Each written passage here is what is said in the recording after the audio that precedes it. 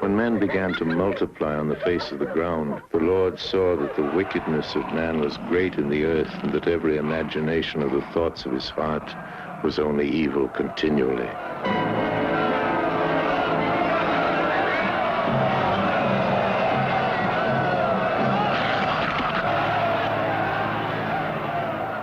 So the Lord said, I will blot out man whom I have created from the face of the ground, for I am sorry that I have made them. But Noah found favor in the eyes of the Lord. Noah was a righteous man, blameless in his generation. Noah walked with God. And Noah had 3 sons, Shem, Ham, and Japheth. And God said to Noah, I have determined to make an end of all flesh, for the earth is filled with violence through them. Behold, I will destroy them with the earth. Make yourself an ark of gopher wood. Make rooms in the ark and cover it inside and out with pitch. This is how you are to make it. The length of the ark, 300 cubits.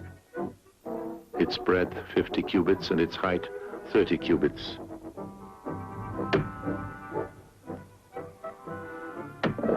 Make a roof for the ark and finish it to a cubit above, and set the door of the ark in its side,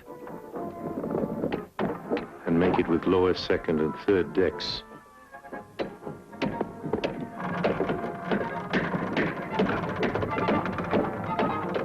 For behold, I will bring a flood of waters upon the earth to destroy all flesh, in which is the breath of life from under heaven. Everything that is on the earth shall die. But I will establish my covenant with you, and you shall come into the ark, you, your sons, your wife, and your sons' wives with you. And of every living thing, of all flesh, you shall bring 2 of every sort into the ark. Also take with you every sort of food that is eaten. It shall serve as food for you and for them. Go into the ark, you and all your household. For in 7 days I will send rain upon the earth 40 days and 40 nights, and every living thing that I have made I will blot out from the face of the ground.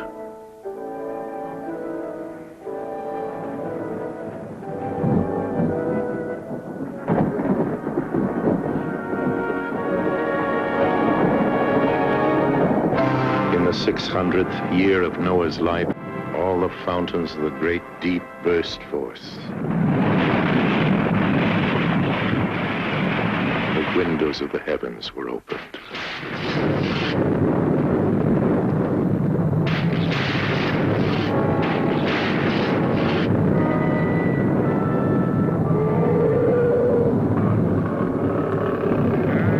On the very same day, Noah and his sons, Shem and Ham and Japheth, and Noah's wife and the 3 wives of his sons with them, entered the ark. They and every beast according to its kind, and every bird of every sort, they went into the ark with Noah, 2 and 2 of all flesh in which there was the breath of life.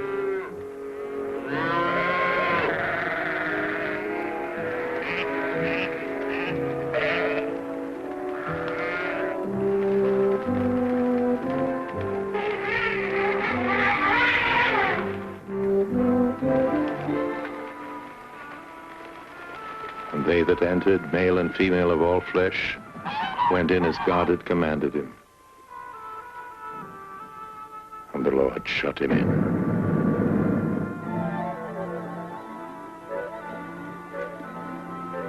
The flood continued 40 days upon the earth.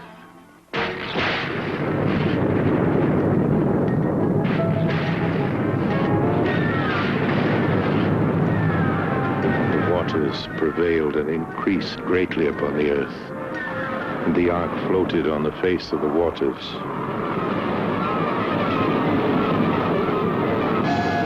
All the high mountains under the whole heaven were covered. The waters prevailed above the mountains, covering them 15 cubits deep.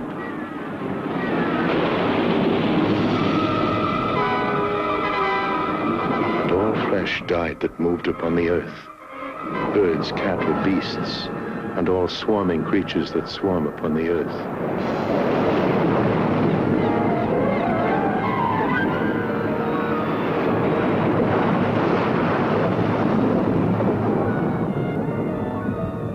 And every man, everything on the dry land in whose nostrils was the breath of life, died.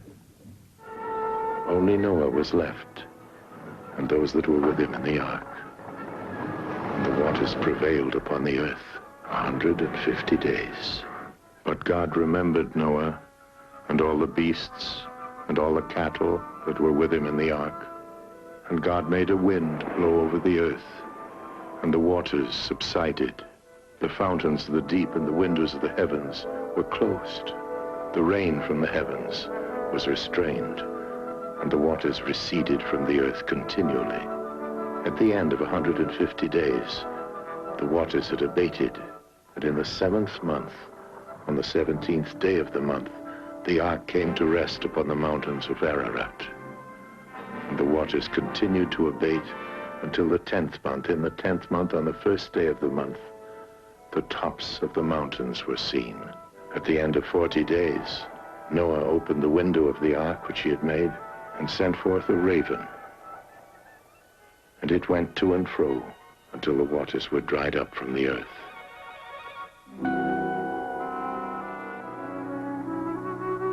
Then he sent forth a dove from him to see if the waters had subsided from the face of the ground.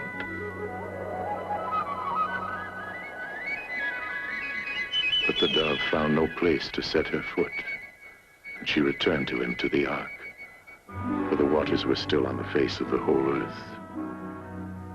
So he put forth his hand and took her and brought her into the ark with him. He waited another 7 days, and again he sent forth a dove out of the ark.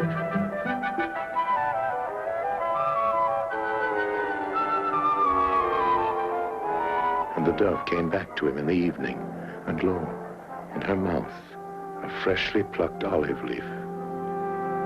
So Noah knew that the waters had subsided from the earth. Then he waited another 7 days and sent forth the dove. And she did not return to him anymore. In the 601st year, in the 1st day of the month, the waters were dried from off the earth. And behold, the face of the ground was dry. Then God said to Noah, "Go forth from the ark, you and your wife and your sons wives with you."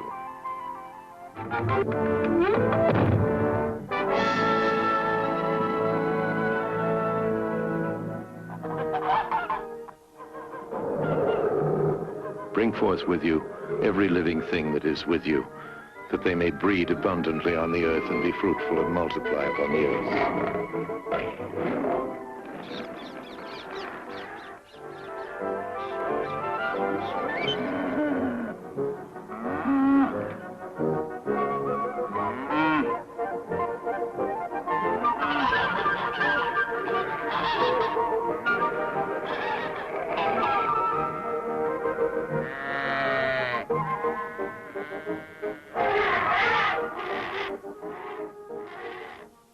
Then Noah built an altar to the Lord and offered burnt offerings on the altar.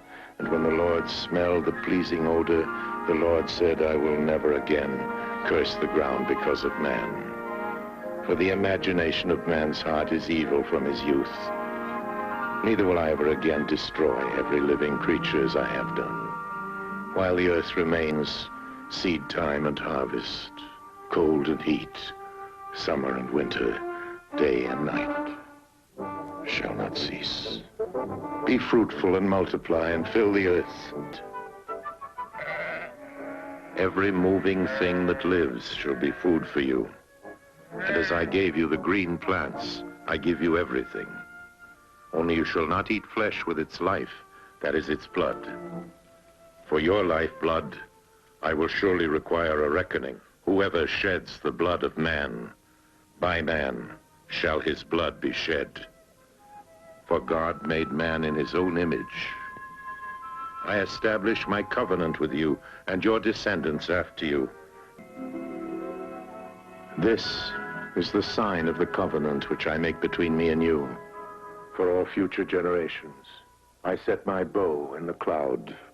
When I bring clouds over the earth and the bow is seen in the clouds, I will look upon it and remember the everlasting covenant. This is the sign of the covenant which I have established between me and all flesh that is upon the earth.